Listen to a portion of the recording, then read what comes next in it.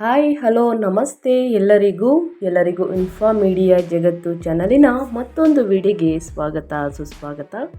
ಸ್ನೇಹಿತರೆ, ಎಲ್ಲರೂ ಹೇಗಿದ್ದೀರಾ? ಎಲ್ಲರೂ ಚೆನ್ನಾಗಿದ್ದೀರಾ ಅಂದ್ಕೊಂಡಿದ್ದೀನಿ. ಹೋಪ್ ನಾನು ಕೂಡ ತುಂಬಾ ಚೆನ್ನಾಗಿದ್ದೀನಿ. ಎಲ್ಲರೂ ಚೆನ್ನಾಗಿದ್ದೀರಾ ಅಂದ್ಕೊಂಡು ಭಾವಿಸ್ಕೊಂಡು ಇವತ್ತಿನ ಒಂದು ವಿಡಿಯೋನ ಶುರು ಮಾಡಿಬಿಡೋಣ. ಇಂದಿನ ವಿಡಿಯೋದಲ್ಲಿ ಸ್ನೇಹಿತರೆ, ಜನವರಿ 18ನೇ ತಾರೀಕು ಅಮಾವಾಸ್ಯೆ ಮುಗಿದಿದೆ. ಅಮಾವಾಸ್ಯೆ ಮುಗಿದ ನಂತರ, ಮೌನಿ ಅಮಾವಾಸ್ಯೆ ಮುಗಿದ ನಂತರ ಈ ಮೀನರಾಶಿಯವರಿಗೆ ಭಯಂಕರ ಅದೃಷ್ಟ ಬದಲಾಗಲಿದೆ ಅಂತಲೇ ಹೇಳಬಹುದು.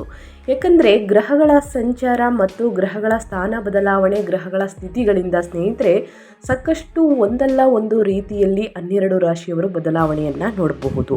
ಹಾಗಿದ್ದರೆ ಮೀನರಾಶಿಯವರ ಭವಿಷ್ಯ ಹೇಗಿರಲಿದೆ ಜನವರಿ 18ರಿಂದ?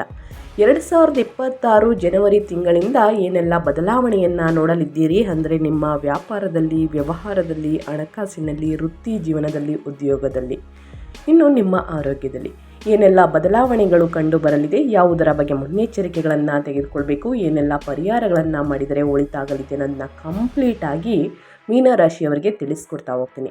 ಇದನ್ನೆಲ್ಲ ತಿಳ್ಕೋಬೇಕು, ಸಣ್ಣ ಪುಟ್ಟ ಪರಿಹಾರಗಳನ್ನು ಫಾಲೋ ಮಾಡಬೇಕು ಅಂದರೆ ಎಲ್ಲೂ ಕೂಡ ವಿಡಿಯೋನ ಸ್ಕಿಪ್ ಮಾಡಬಾರ್ದು. ಅಂದರೆ ವಿಡಿಯೋನ ಕಟ್ ಮಾಡಿ ಓಡಿಸ್ಕೊಂಡೋಗಿ ನೋಡ್ತೀರಾ ಸ್ನೇಹಿತರೆ, ಇದು ಫುಲ್ ಇನ್ಫಾರ್ಮೇಷನ್ ಅರ್ಥ ಆಗಲ್ಲ, ನಿಮಗೆ ಅಂತಲ್ಲ ಯಾರಿಗೂ ಕೂಡ ಅರ್ಥ ಆಗಲ್ಲ. ಸೊ ಹಾಗಾಗಿ ಎಲ್ಲ ವಿಡಿಯೋದಲ್ಲೂ ತಿಳಿಸ್ತಾ ಇರ್ತೀನಿ. ಮೊದಲಿಂದ ಕೊನೆ ತನಕ, ಬಿಗಿನಿಂದ ಎಂಡ್ ತನಕ ವಿಡಿಯೋನ ವಾಚ್ ಮಾಡಿ. ವಿಡಿಯೋದಲ್ಲಿ ಒಳ್ಳೆ ಮಾಹಿತಿ ಸಿಕ್ಕಿದ್ದಲ್ಲಿ ತಪ್ಪದೆ ವಿಡಿಯೋಗೊಂದು ಲೈಕ್ ಕೊಟ್ಟು, ಇನ್ನೂ ನನ್ನ ಚಾನಲ್ನ ಸಬ್ಸ್ಕ್ರೈಬ್ ಮಾಡ್ಕೊಳ್ತಾನೆ ನೋಡ್ತಿದ್ರೆ ಇನ್ಫಾ ಮೀಡಿಯಾಗೆ ಸಬ್ಸ್ಕ್ರೈಬ್ ಆಗಿ ನಿಮ್ಮ ಅಭಿಪ್ರಾಯಗಳನ್ನು ಕಮೆಂಟ್ ಬಾಕ್ಸಲ್ಲಿ ತಿಳಿಸಿ. ಆದಷ್ಟು ಓಂ ನಮಃ ಶಿವಾಯ, ಓಂ ನಮಃ ಶನೇಶ್ವರಾಯ ನಮಃ ಅನ್ನೋದನ್ನ ಕಮೆಂಟ್ ಮಾಡಿ ಸ್ನೇಹಿತರೆ. ಶನಿದೇವರ ಅನುಗ್ರಹದಿಂದ, ಶಿವನ ಅನುಗ್ರಹದಿಂದ ನಿಮ್ಮ ಜೀವನದಲ್ಲಿ ಎಷ್ಟೇ ಕಷ್ಟಗಳು, ಸಮಸ್ಯೆಗಳು, ಅಡೆತಡೆಗಳು ಇದ್ದಲ್ಲಿ ಅವೆಲ್ಲವೂ ಸಂಪೂರ್ಣವಾಗಿ ನಿವಾರಣೆಯಾಗಲಿ ಅಂತ ಕೇಳ್ಕೊತಾ ವಿಡಿಯೋನ ಶುರು ಮಾಡಿಬಿಡೋಣ. ಹೌದು, ಮೀನರಾಶಿಯ ಗ್ರಹ ಸ್ಥಿತಿಗಳು ಜನವರಿ 2026ರಲ್ಲಿ ಹೇಗಿರಲಿದೆ ಅಂದರೆ, ಬುಧ ಸಂಚಾರ ಧನು ರಾಶಿಯಲ್ಲಿ 6ನೇ ಮನೆಯಲ್ಲಿ, ನಂತರ ಮಕರ ರಾಶಿಗೆ ಸ್ಥಳಾಂತರಗೊಳ್ಳುತ್ತಾರೆ 7ನೇ ಮನೆಗೆ ಜನವರಿ 17ರಂದು. ಇನ್ನು ಶನಿ ಮೀನದಲ್ಲಿ 9ನೇ ಮನೆಯಲ್ಲಿ ತಿಂಗಳ ಪೂರ್ತಿ, ಗುರು ಮಿಥುನದಲ್ಲಿ 12ನೇ ಮನೆಯಲ್ಲಿ ತಿಂಗಳ ಪೂರ್ತಿ, ರಾಹು ಕುಂಭದಲ್ಲಿ 8ನೇ ಮನೆಯಲ್ಲಿ ತಿಂಗಳ ಪೂರ್ತಿ, ಕೇತು ಸಿಂಹದಲ್ಲಿ 2ನೇ ಮನೆಯಲ್ಲಿ ತಿಂಗಳ ಪೂರ್ತಿ. ಸ್ನೇಹಿತರೆ, ಇದು ಗ್ರಹ ಸಂಚಾರಗಳು ಮೀನರಾಶಿಯವರಿಗೆ ಈಗಿರಲಿದೆ ಅಂತಲೇ ಹೇಳ್ಬೋದು. ಯಾವುದರ ಬಗ್ಗೆ ಮುನ್ನೆಚ್ಚರಿಕೆಗಳನ್ನು ತೆಗೆದುಕೊಳ್ಬೇಕು ಅನ್ನೋದನ್ನ ಇವಾಗ ತಿಳಿಸ್ಕೊಡ್ತಾ ಹೋಗ್ತೀನಿ.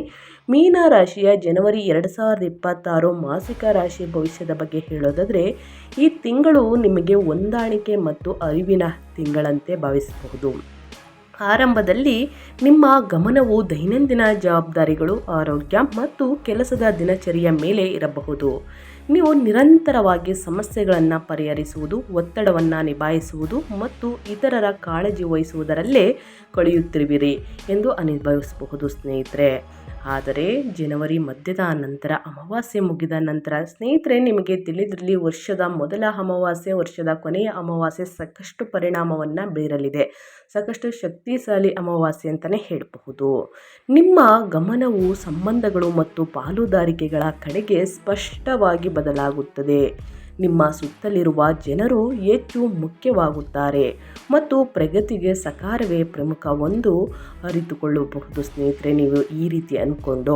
ಇನ್ನು 12ನೇ ಮನೆಯಲ್ಲಿರುವಂತಹ ಗುರು ನಿಮ್ಮನ್ನು ಭಾವನಾತ್ಮಕವಾಗಿ ಸೂಕ್ಷ್ಮ ಮತ್ತು ಅಂತರ್ಮುಖಿಯನ್ನಾಗಿ ಮಾಡುತ್ತಾರೆ ಸ್ನೇಹಿತರೆ. ಆದರೆ 9ನೇ ಮನೆಯಲ್ಲಿರುವಂತಹ ಶನಿ ನಿಧಾನವಾಗಿ ನಿಮ್ಮ ನಂಬಿಕೆ ಮತ್ತು ದೀರ್ಘಕಾಲೀನ ದಿಕ್ಕನ್ನು ಮರುರೂಪಿಸಲಿದ್ದಾರೆ.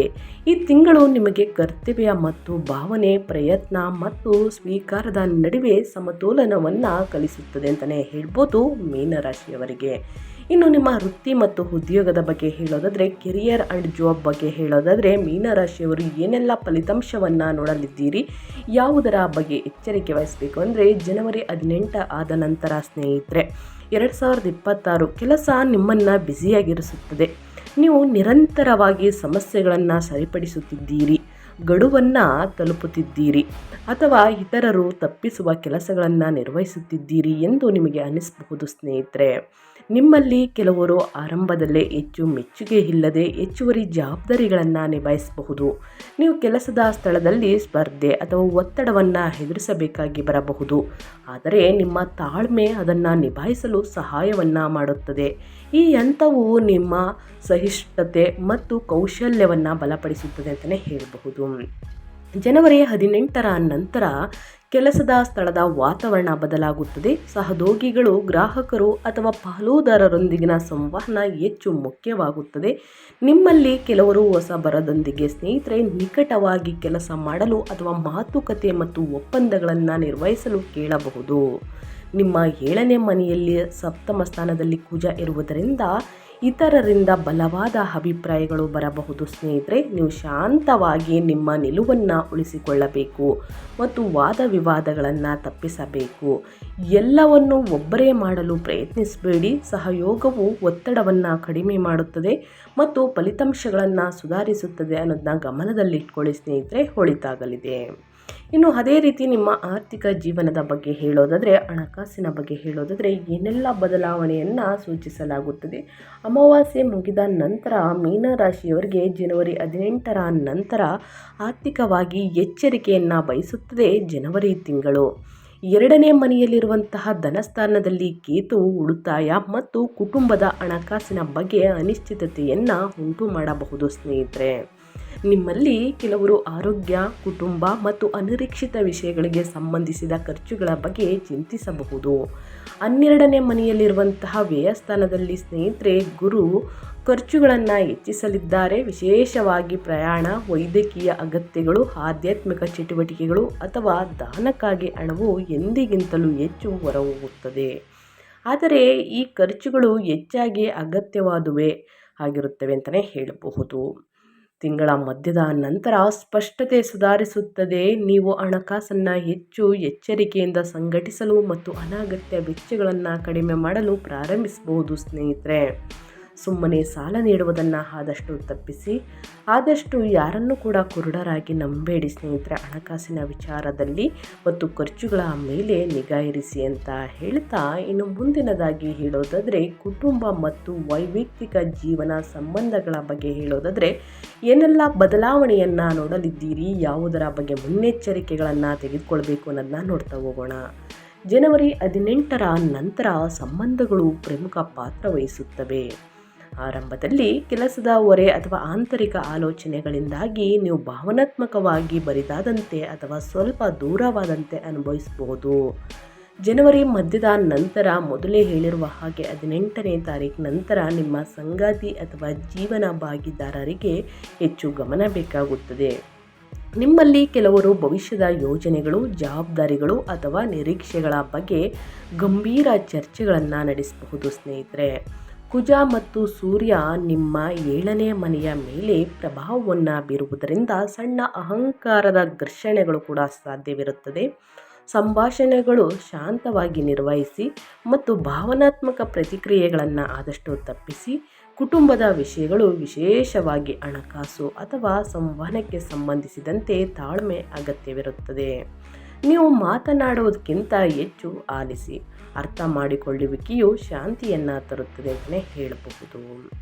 ಯಾವುದರ ಬಗ್ಗೆ ಮುನ್ನೆಚ್ಚರಿಕೆಗಳನ್ನು ತೆಗೆದುಕೊಳ್ಬೇಕು, ನಿಮ್ಮ ಕುಟುಂಬದಲ್ಲಿ, ವೈಯಕ್ತಿಕ ಜೀವನದಲ್ಲಿ, ಒಟ್ಟಾರೆಯಾಗಿ ನಿಮ್ಮ ಸಂಬಂಧಗಳಲ್ಲಿ ಏನೆಲ್ಲ ಬದಲಾವಣೆಯನ್ನು ನೋಡಲಿದ್ದೀರಿ ಅನ್ನೋದನ್ನ ತಿಳಿಸ್ಕೊಟ್ಟಿದ್ದೀನಿ ಸ್ನೇಹಿತರೆ.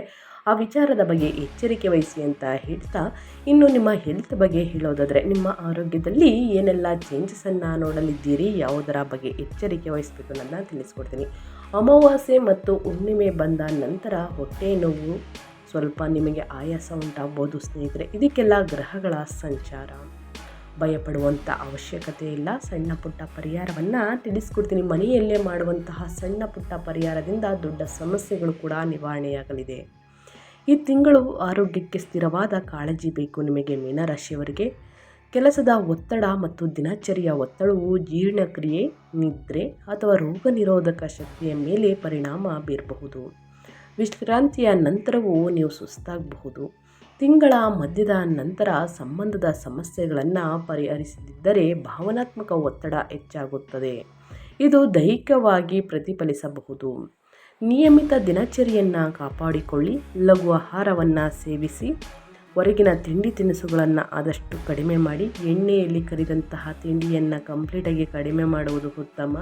ಇನ್ನು ಮಸಾಲೆ ಭರಿತ ಊಟವನ್ನು ಮಾಡುವುದರಿಂದ ಸ್ನೇಹಿತರೆ ನಿಮ್ಮ ಉಷ್ಣತೆ ಜಾಸ್ತಿಯಾಗುತ್ತದೆ.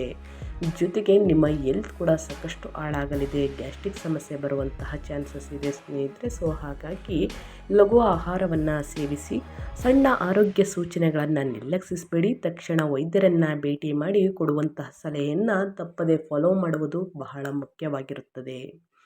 ಯಾವುದರ ಬಗ್ಗೆ ಎಚ್ಚರಿಕೆ ವಹಿಸಬೇಕು ಅನ್ನೋದನ್ನು ತಿಳಿಸ್ಕೊಟ್ಟಿದ್ದೀನಿ. ನಂತರ ಆಯಾಸ ಆದ ಸಮಯದಲ್ಲಿ ಸ್ನೇಹಿತರೆ ವಾಹನವನ್ನು ಚಾಲನೆ ಮಾಡುವುದಕ್ಕೆ ಹೋಗಬೇಡಿ. ಮೀನರಾಶಿಯವರು ತಡರಾತ್ರಿಯಲ್ಲಿ ಅಮಾವಾಸ್ಯೆ ಹುಣ್ಣಿಮೆಯ ಸಮಯದಲ್ಲಿ ವಾಹನವನ್ನು ಚಾಲನೆ ಮಾಡಬೇಡಿ. ಸಣ್ಣ ಪುಟ್ಟ ಗಾಯಗಳನ್ನು ಗ್ರಹಗಳು ಸೂಚಿಸುತ್ತಿದೆ. ಬಹಳಷ್ಟು ಎಚ್ಚರಿಕೆ ವಹಿಸಿ, ಯಾವುದೂ ಕೂಡ ನಿರ್ಲಕ್ಷ್ಯ ಮಾಡಬೇಡಿ ಅಂತ ಹೇಳ್ತಾ, ಇನ್ನು ನಿಮ್ಮ ವ್ಯಾಪಾರ ವ್ಯವಹಾರದ ಬಗ್ಗೆ ಹೇಳೋದಾದರೆ ಏನೆಲ್ಲ ಬದಲಾವಣೆಯನ್ನು ನೋಡಲಿದ್ದೀರಿ, ಯಾವುದರ ಬಗ್ಗೆ ಮುನ್ನೆಚ್ಚರಿಕೆಗಳನ್ನು ತೆಗೆದುಕೊಳ್ಬೇಕು ಅಂದರೆ, ವ್ಯಾಪಾರ ಮಾಲೀಕರು ಸ್ನೇಹಿತರೆ ದ್ವಿತೀಯಾರ್ಧ ನಂತರ ಸ್ಪರ್ಧೆ ಅಥವಾ ಪಾಲುದಾರಿಕೆಗಳಿಂದ ಒತ್ತಡವನ್ನು ಅನುಭವಿಸಬಹುದು. ಬಾಕಿ ಇರುವಂತಹ ಸಮಸ್ಯೆಗಳು, ಘರ್ಷಣೆಗಳು ಅಥವಾ ಸಂಘರ್ಷಗಳು, ತಪ್ಪು ಗ್ರಹಿಕೆಗಳನ್ನು ನೀವು ಪರಿಹರಿಸಬೇಕಾಗುತ್ತದೆ ಮೀನರಾಶಿಯವರು. ಜನವರಿ ಮಧ್ಯದ ನಂತರ ವ್ಯಾಪಾರ ಪಾಲುದಾರಿಕೆಗಳು ಸಕ್ರಿಯವಾಗುತ್ತವೆ. ನೀವು ಒಪ್ಪಂದಗಳಿಗೆ ಸಹಿ ಹಾಕಬಹುದು, ನಿಯಮಗಳನ್ನು ಮರು ಮಾತುಕತೆ ನಡೆಸಬಹುದು ಅಥವಾ ಗ್ರಾಹಕರೊಂದಿಗೆ ನಿಕಟವಾಗಿ ಕೆಲಸ ಮಾಡಬಹುದು. ಒಪ್ಪಂದಗಳನ್ನು ಸ್ಪಷ್ಟವಾಗಿ ಇರಿಸಿ. ಯಾವುದೇ ಒಪ್ಪಂದಗಳಿಗೆ ಸಹಿಯನ್ನು ಹಾಕಬೇಕಾದ್ರೆ ಸ್ನೇಹಿತರೆ 1, 2, 3 ಬಾರಿ ಯೋಚಿಸಿ ನಿರ್ಧಾರಗಳನ್ನು ತೆಗೆದುಕೊಳ್ಳಿ. ನಿರ್ಧಾರಗಳನ್ನು ತೆಗೆದುಕೊಳ್ಳುವುದಕ್ಕೆ ಸ್ವಲ್ಪ ಕಷ್ಟವಾಗ್ತಿದೆ ಅಂದರೆ ಸ್ನೇಹಿತರೆ ಹಿರಿಯರ ಮಾರ್ಗದರ್ಶನದಿಂದ ಸಹಿಯನ್ನು ಹಾಕುವುದು. ಒಂದು ಸಲ ಪರಿಶೀಲಿಸಿ ನಂತರ ಒಂದು ಸಲ ಚೆಕ್ ಮಾಡಿ ಸ್ನೇಹಿತರೆ, ಆ ನಂತರವೇ ಸಹಿ ಹಾಕಿ. ದುಡುಕಿನ ನಿರ್ಧಾರಗಳು ಒಳಿತಲ್ಲ.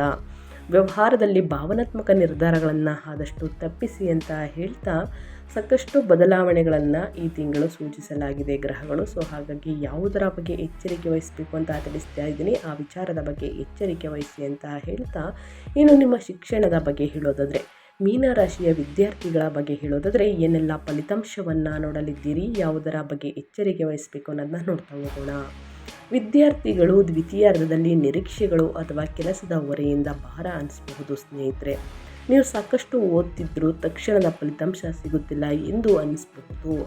ಏಕಾಗ್ರತೆ ಕಡಿಮೆಯಾಗಬಹುದು ಸ್ನೇಹಿತರೆ. ಅಧ್ಯಯನದ ಕಡೆ ಆಸಕ್ತಿ ಕಡಿಮೆಯಾಗಬಹುದು. ಸೊ ಹಾಗಾಗಿ ಪ್ರತಿದಿನ ಅಧ್ಯಯನ ಮಾಡುವ ಮುಂಚೆ ಹನುಮಾನ್ ಚಾಲಿಸವನ್ನು 11 ಬಾರಿ ಓದಿ ಸ್ನೇಹಿತರೆ. ಈ ರೀತಿ ಓದುವುದರಿಂದ ಏಕಾಗ್ರತೆ ಹೆಚ್ಚಾಗಲಿದೆ, ಆಸಕ್ತಿ ಕೂಡ ಹೆಚ್ಚಾಗಲಿದೆ, ನಿಮ್ಮ ಅಧ್ಯಯನದ ಕಡೆ ಒಲವು ಕೂಡ ಜಾಸ್ತಿ ಆಗಲಿದೆ, ಉನ್ನತ ಫಲಿತಾಂಶವನ್ನು ಗಳಿಸುವುದಕ್ಕೂ ಕೂಡ ಸಾಧ್ಯವಾಗುತ್ತದೆ. ತಿಂಗಳ ಮಧ್ಯದ ನಂತರ ಸ್ಪಷ್ಟತೆ ಸುಧಾರಿಸುತ್ತದೆ.